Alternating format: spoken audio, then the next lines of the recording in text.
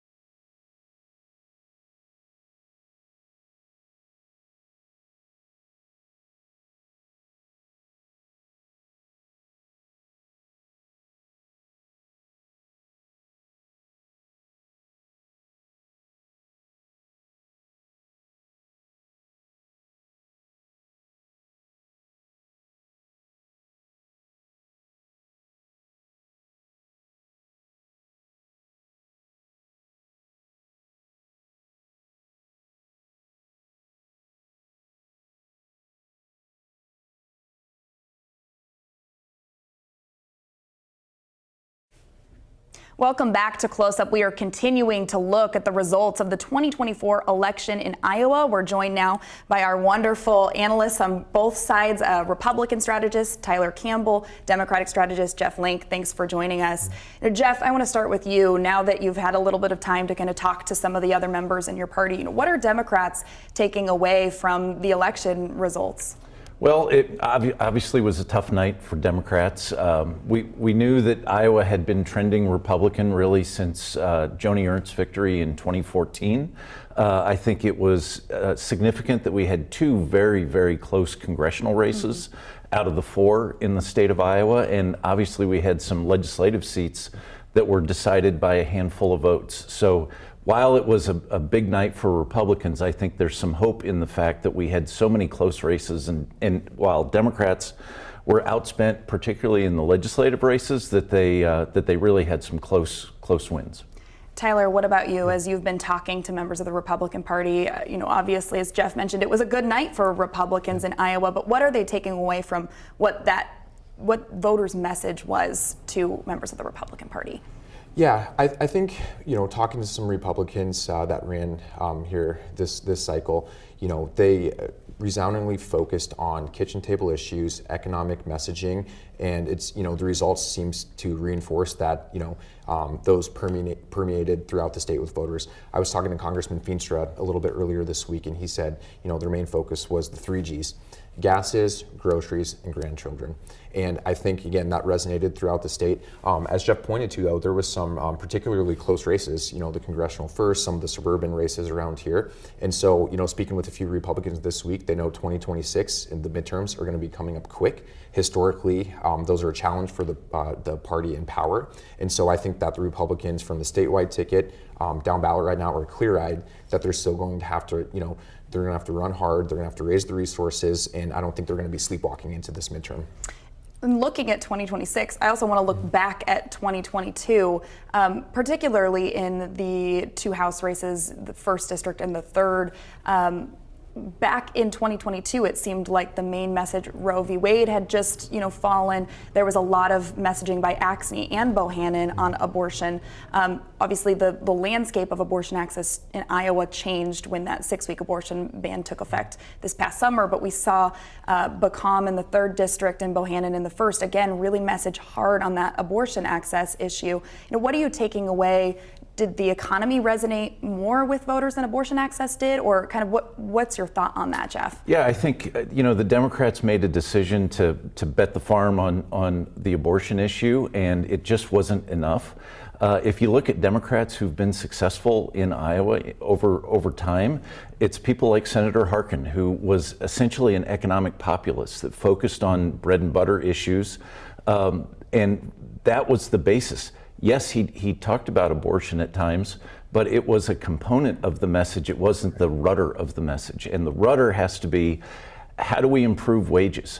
How do we make sure that we have the best quality schools so that there's free public education, and that's something that is good for economically struggling families?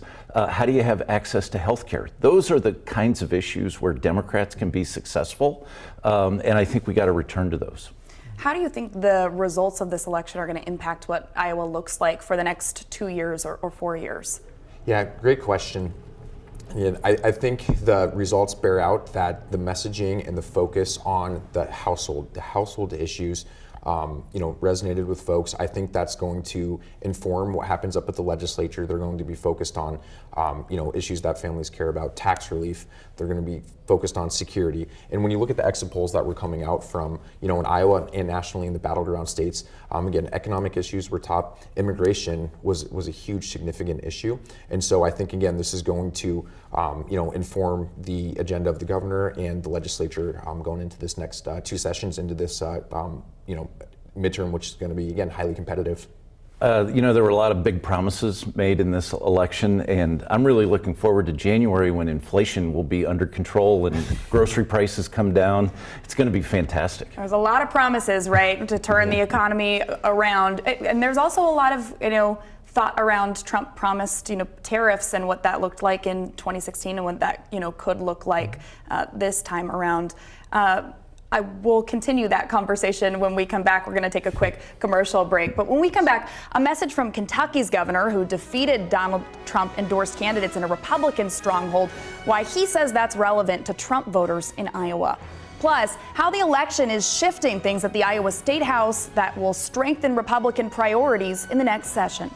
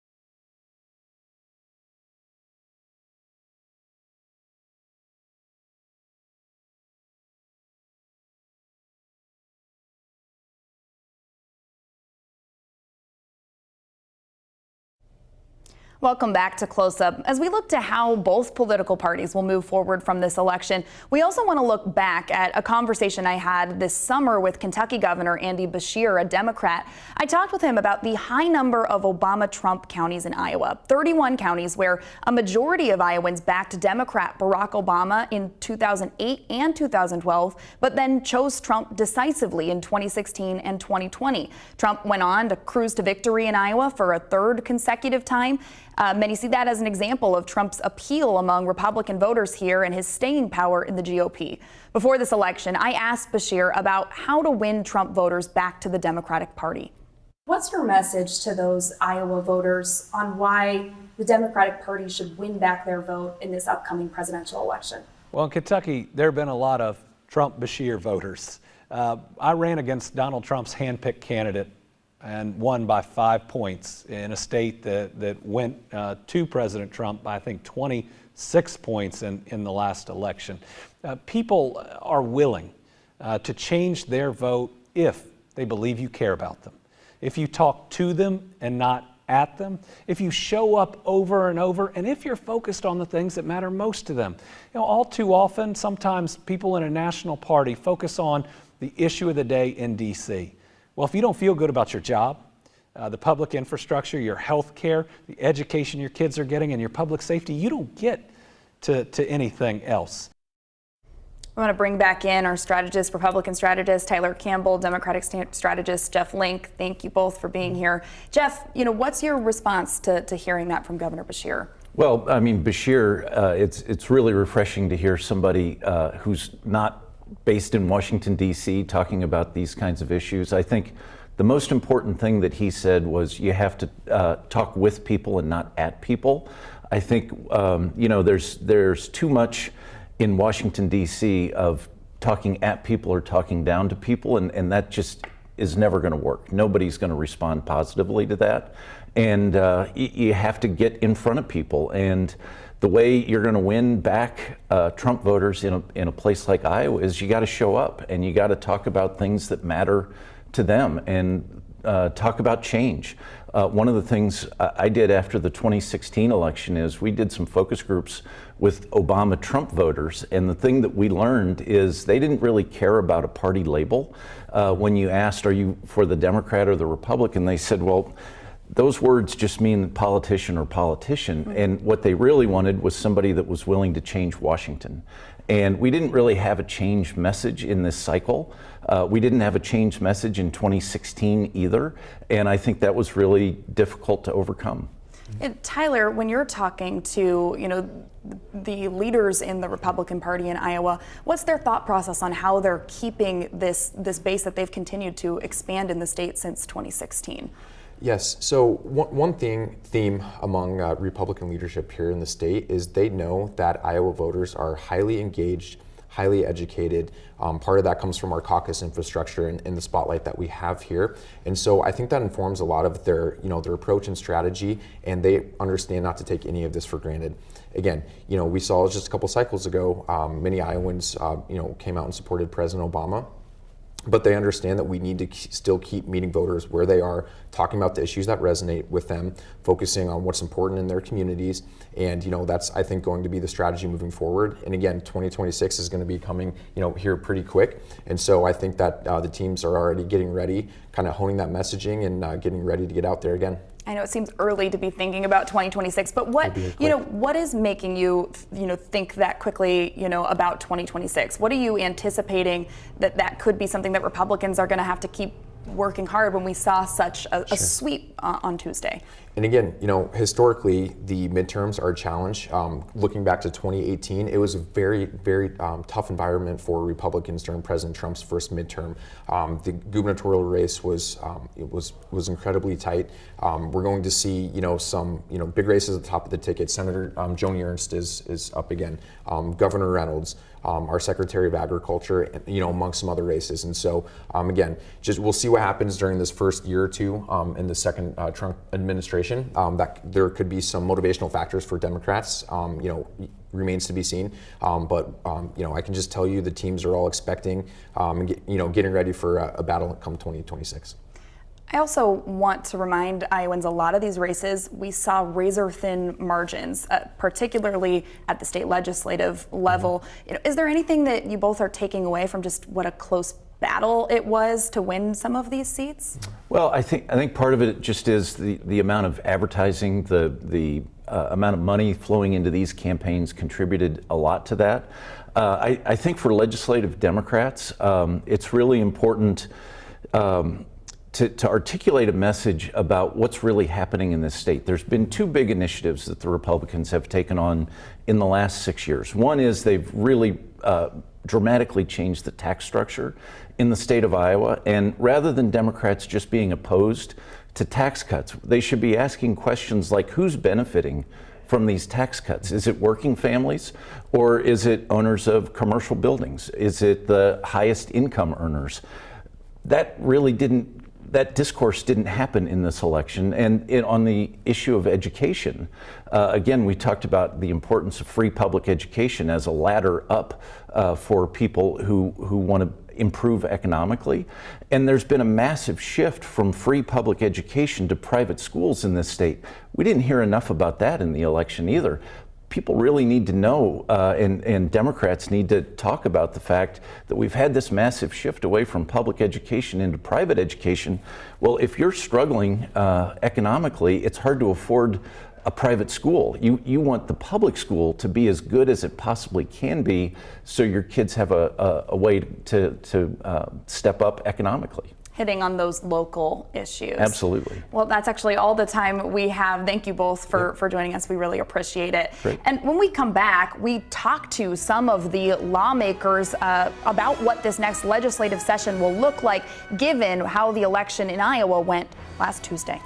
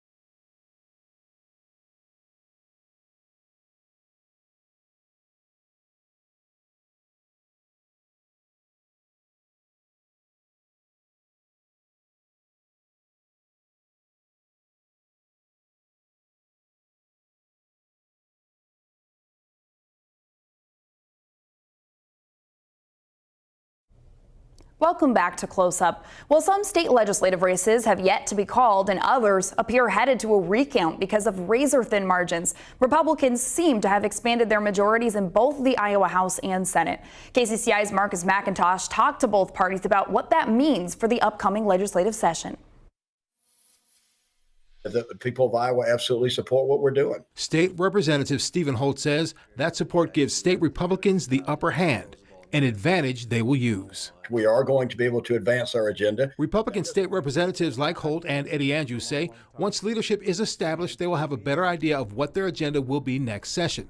But from the campaign trail, constituents' concerns are clear. Their number one concern was property taxes, and they trust Iowa Republicans to handle those concerns. We need to very definitively reform our eminent domain laws, because there's going to be a lot of energy projects, I'm afraid, in the next few years that want to come through Iowa. Both Republican legislators we spoke with say the majority does not mean efforts to reach across and work with people from the other side is not vital. The fact of the matter is that 85% of what we pass in Des Moines is bipartisan. And so, you know, we do work with Democrats on a lot of different issues. We want to hear everyone.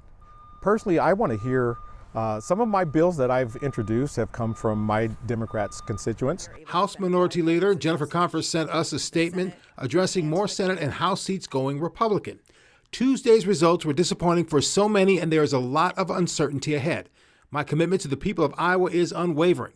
When the session begins in January, we will listen to Iowans, make sure everyone has a voice at the table, and work together to improve lives. Marcus McIntosh, KCCI 8 News, Iowa's news leader. Thank you for joining us for KCCI 8 News Close Up. We'll see you back here next Sunday. Have a great day.